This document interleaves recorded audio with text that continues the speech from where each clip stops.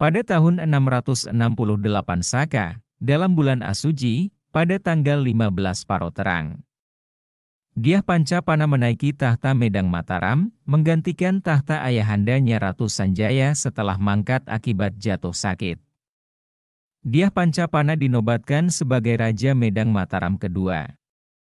Ia memakai gelar Abhiseka, Sri Maharaja, Teja Purnaparna Panamkarana, Dyah Pancapana. Penobatan itu dilaksanakan oleh para rakrian mantri Medang Mataram dan para kaum panditha, tepat pada hari Selasa Paningron. Dyah Pancapana atau Sri Maharaja Panangkaran, menaiki tahta Medang Mataram dengan kekuasaan wilayahnya yang sangat luas. Ia menjadi Taraju Jawa Dwipa atau penguasa seluruh bumi Jawa mewarisi tahta ayahandanya. Kekuasaannya membentang dari barat hingga ke timur seluruh bumi Nusa Jawa Dwipa. Di era pemerintahan Sri Maharaja Panangkaran, ia telah menyatukan seluruh wanwa-wanwa atau wilayah yang dipimpin watak atau penguasa daerah yang menjadi sakawat bumi atau bawahan Medang Mataram. Selain memiliki bumi yang subur yang dikelilingi rimba raya, di mana segala biji-bijian tumbuh di bumi Medang Mataram. Wilayah Medang Mataram yang dikelilingi samudera raya, menjadikan penduduknya gemar mengarungi laut, untuk memperdagangkan hasil bumi ke penjuru pelosok negeri, dengan kapal besar. Mereka melakukan pelayaran menuju negeri Swarna Dwipa, Funan, Lam-Ap, negeri Cina dan negeri Jambu Dwipa India. Guna memperdagangkan emas, perak, belerang, gading gajah juga kulit harimau. Selain memiliki wilayah yang subur, dan mengembangkan pelayaran perniagaan. Di era kepemimpinan Sri Maharaja Panangkaran Dyah Pancapana, Kerajaan Medang Mataram juga memiliki pasukan-pasukan armada laut yang tangguh. Setelah 5 tahun dari penobatannya sebagai Raja Medang Mataram, Sri Maharaja Rakai Panangkaran berhasrat kuat untuk memperluas wilayah kekuasaannya. Perluasan wilayah itu dilandasi atas keinginan Sri Maharaja Rakai Panangkaran dalam menguasai jalur laut perniagaan.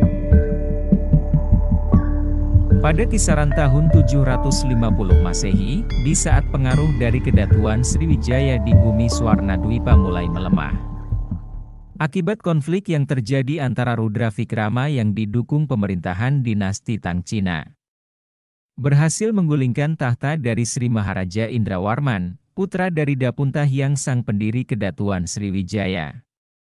Sehingga pada saat itu, orang-orang dinasti Tang yang tergabung dengan Sriwijaya, berhasil menguasai jalur perniagaan laut Malaka Sunda, yang menjadi jalur dagang dunia.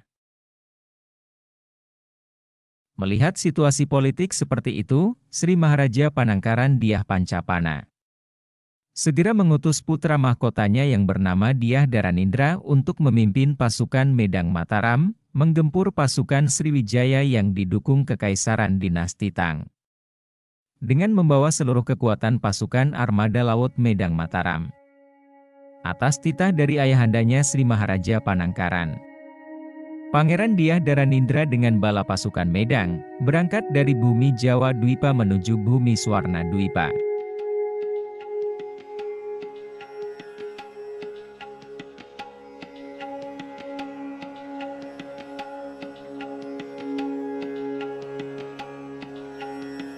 Maka terjadilah penyerbuan besar dari pasukan Medang Mataram, yang dipimpin langsung oleh Pangeran Dyah Dharanindra, menghadapi pasukan Sriwijaya di bawah pimpinan Sri Maharaja Rudra Wikrama yang didukung dinasti Tang, Cina. Pada kisaran tahun 750 Masehi. Pada akhirnya, Pangeran Dyah Dharanindra beserta pasukan Medang Mataram, berhasil menaklukkan Sriwijaya dan wilayah-wilayah bawahannya. Juga melepaskan pengaruh kekuasaan dari orang-orang dinasti Tang di bumi Swarna Dwipa. Setelah keberhasilannya menaklukkan kedatuan Sriwijaya yang berpusat di bumi Swarna Dwipa, Pangeran Dyah Dharanindra menduduki tahta Sriwijaya menggantikan Sri Maharaja Rudra Wikrama. Dan mulai saat itu, kekuasaan Sriwijaya di bumi Swarnadwipa dilanjutkan Dyah Dharanindra yang merupakan terah dari Wangsa Shailendra yang berpusat di bumi Jawa Dwipa. Dan Sriwijaya menjadi pusat kekuasaan Medang Mataram sekaligus kerajaan bawahan dari ayahandanya, Sri Maharaja Panangkaran, Dyah Pancapana. Dengan masuknya wilayah Swarnadwipa sebagai wilayah bagian dari kekuasaan Medang Mataram, menjadikan kerajaan Medang Mataram di era Sri Maharaja Panangkaran Dyah Pancapana menjadi kerajaan perkasa yang sangat ditakuti di negeri-negeri samudra. Juga berhasil menguasai seluruh jalur perdagangan laut yang menghubungkan antara negeri Jambudwipa, Cina dan negeri Arab. Dengan penguasaan jalur utama perdagangan laut, menjadikan kerajaan Medang Mataram menjadi kerajaan yang sangat kaya raya. Setelah berkedudukan sebagai Sriwijaya Bupati, atau Raja Sriwijaya bawahan dari kerajaan Medang Mataram, Dyah Dharanindra memakai gelar Abhiseka, Sri Sang Ramadananjaya, Dyah Dharanindra. Kemudian, 3 tahun setelah kedudukannya sebagai Sriwijaya Bupati, atas titah dari ayahandanya Sri Maharaja Panamkarana Dyah Pancapana, sang penguasa Medang Mataram, Dyah Dharanindra memulai kembali gerakan perluasan wilayah kekuasaan Medang Mataram menuju negeri-negeri utara. Perluasan wilayah ke utara oleh kerajaan Sriwijaya Medang Mataram bertujuan untuk menguasai jalur-jalur utama perniagaan laut, yang pada saat itu, wilayah laut utara dikuasai oleh orang-orang Cham dan orang-orang dari Kekaisaran Dinasti Tang. Hingga pada tahun 767 Masehi, Sang Ramanjaya Dharanindra menggerakkan armada pasukannya yang besar, berlayar dari Swarnadwipa menuju pantai Teluk Tonkin di Provinsi Annam. Setelah melabuhkan armada pasukannya di Teluk Tonkin, pasukan Sriwijaya Medang Mataram bertempur melawan orang-orang Cham yang dibantu oleh Kekaisaran Dinasti Tang, Cina.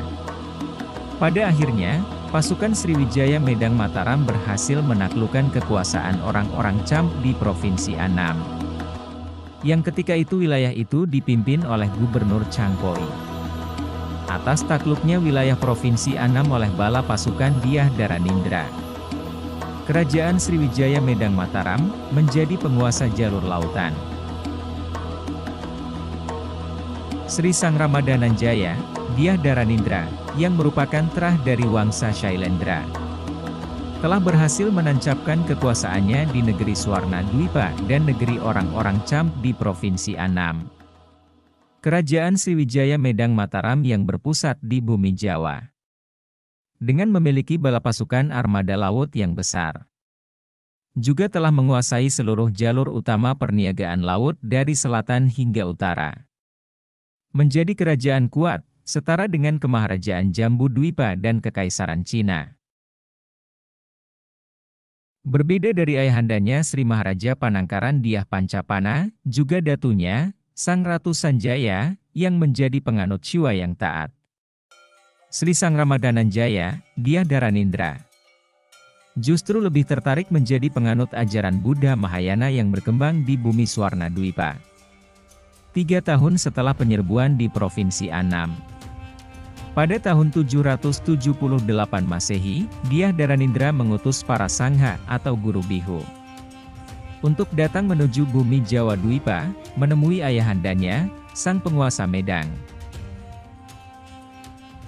Kunjungan para sangha atau guru bihu menemui Sri Maharaja Panangkaran bertujuan permohonan restu untuk pembangunan Tarabhavanam atau bangunan suci Buddha.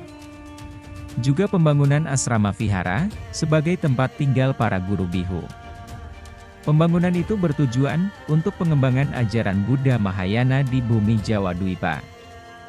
Setelah mendapatkan izin dari Sri Maharaja Panangkaran, sang penguasa Sriwijaya Medang, dibangunlah kuil Buddha dan asrama bihu di wilayah Medang Mataram. Dengan keberhasilannya membangun kuil dan asrama Buddha di bumi Jawa Dwipa, oleh para sangha atau guru bihu Buddha, Sri Sang Rama Dananjaya, Dyah Dharanindra. Mendapatkan gelar kehormatan oleh para guru-guru bihu, ia diberi gelar Sailendra Vamsatilaka, yang bermakna seorang tokoh agung yang sangat berharga, bagai mutiara, yang terlahir dari keturunan Wangsa Shailendra. Sejak saat itu, ajaran Buddha Mahayana berkembang pesat di bumi Medang Mataram. Setelah berkembangnya ajaran Buddha Mahayana di bumi Jawa Dwipa, Sri Maharaja Panangkaran Dyah Pancapana memutuskan untuk menanggalkan ajaran Shiva yang telah dijalankannya dan berganti mendalami ajaran Buddha Mahayana. Kemudian, pada tahun 782 Masehi, Sri Maharaja Panangkaran memanggil putranya Dyah Dharanindra yang ketika itu telah menjadi penguasa di wilayah Swarna Dwipa, guna kembali ke bumi Jawa Dwipa untuk menduduki tahta Medang Mataram yang menjadi haknya.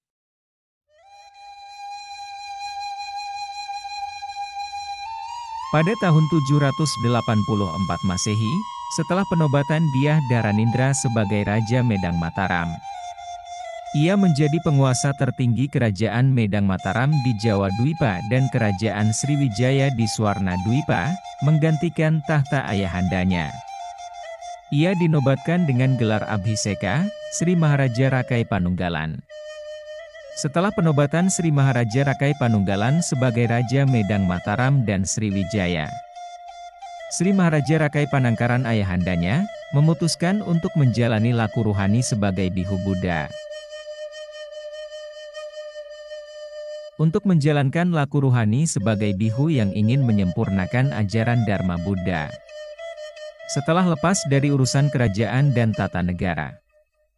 Di usia senjanya, pada tahun 782 Masehi, ia membangun sebuah wihara di puncak bukit yang sunyi.